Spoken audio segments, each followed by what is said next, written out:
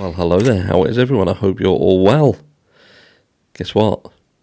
Not only are you looking amazing, but it's also the midweek hump. It's the midweek hump already. Time is absolutely flying. And like I say, not only are you looking amazing, but we get to enjoy the midweek hump together. And in this video, I need to clear something up. We need to be fair. Do you know what I mean? We do need to be fair. And I was having a discussion yesterday with one of the mods, and we was talking about the stalking element of this case, because look, some people can't let go of the stalking element, and they are still pushing the stalking element hard. But we have to understand something here, and that is two things. First of all, I just want to touch on this, right?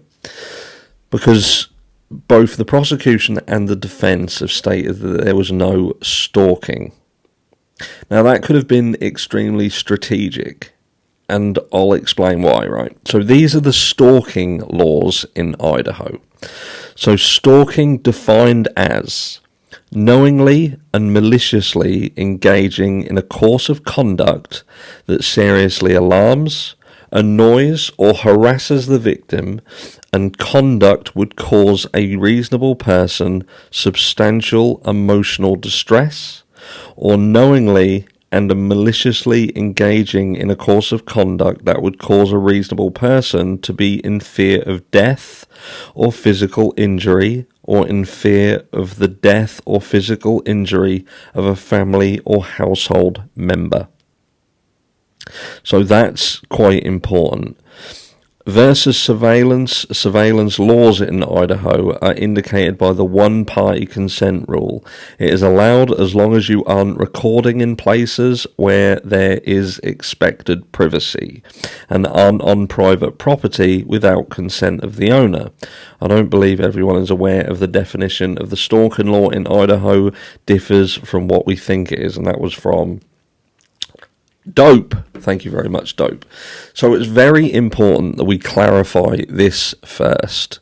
So in accordance with how Idaho law stipulates what is stalking, it's quite clear that Bryan Kohberger, it would have been unfair to suggest that he was stalking when their own definition would likely have meant that Bryan Kohberger would have been known to the victims. So Ann Taylor has been quite strategic as well by saying that there is no connection to the victims. So what Ann Taylor is saying is there is no legal connection. There is nothing that has been found which is a firm connection which would indeed cover stalking, because again, and just to ram this home, in accordance with the Idaho law, in theory, for Bryan Kohberger to have been stalking them, he would have been known to them and there would have been a connection. Okay, but look, that doesn't necessarily mean that Bryan Kohberger wasn't watching them. He could have, in fact, been operating within the realms of the law and been able to obtain information about the house. Does that make sense?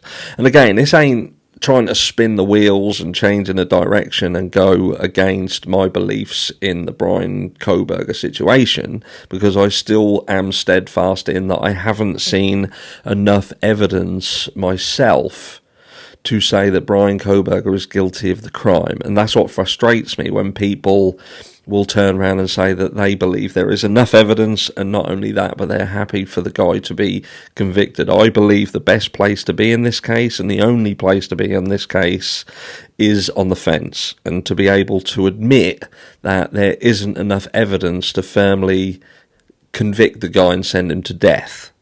You know, there's a long way to go. There's a long path to walk. But equally, it would be disingenuous of me to sit here and not acknowledge that there are technicalities which would allow legal representatives on both sides to confidently state that there is no stalking without eradicating that issue, because you can't have your cake and eat it. You can't say that Bryan Kohberger did this crime and say that there wasn't stalking from a more broad standpoint. Do you know what I mean? Because you could argue that where does surveillance go? How far does surveillance go before it turns into stalking? And what one state classes as stalking, another state could not. It's almost like they have more tolerance of it in Idaho. Idaho have a much higher tolerance for what they deem as stalking. And that may just be because they have a lack of that kind of crime. They haven't had anything haven't had an abundance of stalking issues that have led to something more severe that has led them to change how they and what they deem to be stalking. So look, this is all I'll say with respect of Bryan Kohberger and the stalking allegation. From a legal standpoint, no.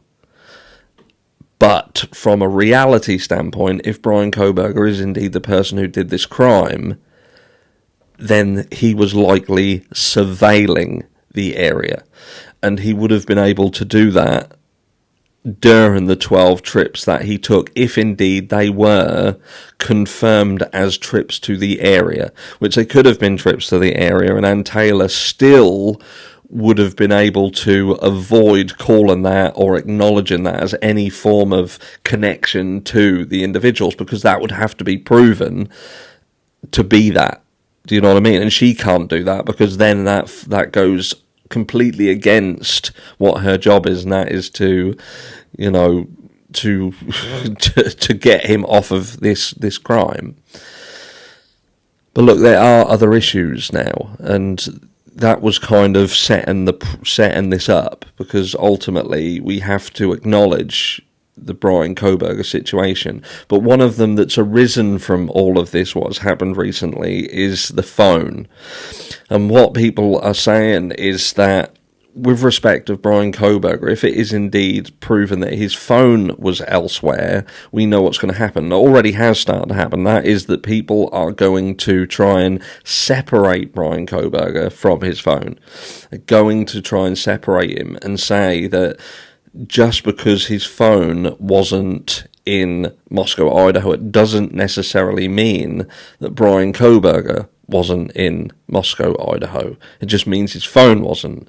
And I was reading something, I can't remember where I read it, and it was talking about people who had deemed Bryan Kohberger to be smart, but was it smart, some of the choices that he made? You can't. It's almost like a double-edged sword. You can't turn around and say someone's intelligent and smart and their area of academia is in cloud-based forensics, and they then make the absolute fundamental errors in the crime by taking their phone in the first place.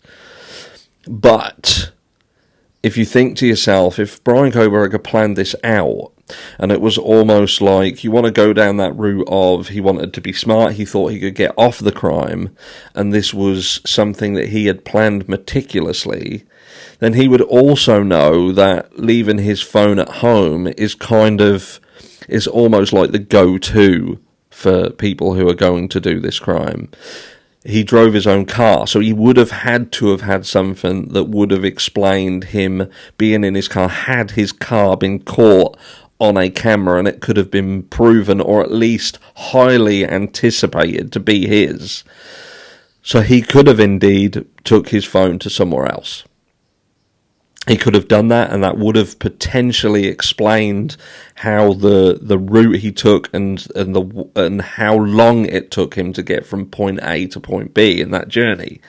So you could argue that Bryan Kohberger could have indeed been much smarter, and he actually made a complete elaborate situation where he would indeed go to Awari Park, do this walking, do this hiking and that as part of what he would later use as evidence of this behaviour, this repetitive behaviour of going to this area, and it would be something that he could argue. And if he it always made me wonder why Cy Ray ended up working for the defence team in this. I wonder whether Bryan Kohberger had actually asked Anne to approach Cy Ray.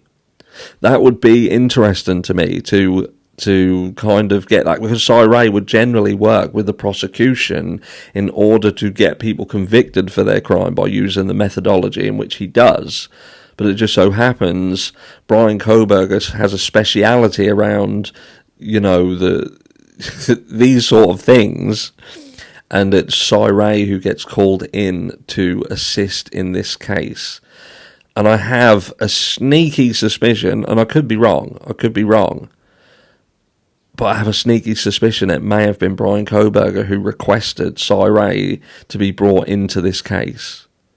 Just something makes me think that. I'm not so sure that Anne Taylor did that off her own back. I could be wrong. I could indeed be wrong. But that would be interesting to me. Do I think that's what happened? Do I think that this was some elaborate plan of Bryan Kohberger's to do this, to set his phone somewhere else and leave it and then venture into Moscow, Idaho, and for the phone to later be used? Personally, I don't. But it's not, again, it isn't out of the realms of possibility. It isn't, but I would have to see the proof of that. There would have to be more proof, and there would have to be more clarity shone on the car. So I was confident that the white Hyundai Elantra that was seen at 1122 King Road was indeed Bryan Kohberger's car at 1122 King Road. And furthermore, I would have to have more evidence of what the accusations are around the knife sheath, and see that process and how that process played out. I would need more. That's all I will say. So at the moment I'm still on the fence, but with respect of how things are playing out from a legal standpoint around the stalking, it's now very clear that they can say that there was no stalking and it still be in the realms of he could have been surveilling the area. And Anne Taylor is not going to acknowledge that in some kind of nefarious way. So it's still wide open. Nothing has been closed. The stalking door, per se, has not been closed. And for me to have any kind of integrity, I have to raise this. I have to say that, yeah, for Bryan Kohberger to have done this crime, there has to have been stalking. You can't avoid it. There has to have been. And in this case, there could have been, and they wouldn't necessarily have to acknowledge that at this point. Anyway, let me know what you think down below, and I'll catch you all in video 2.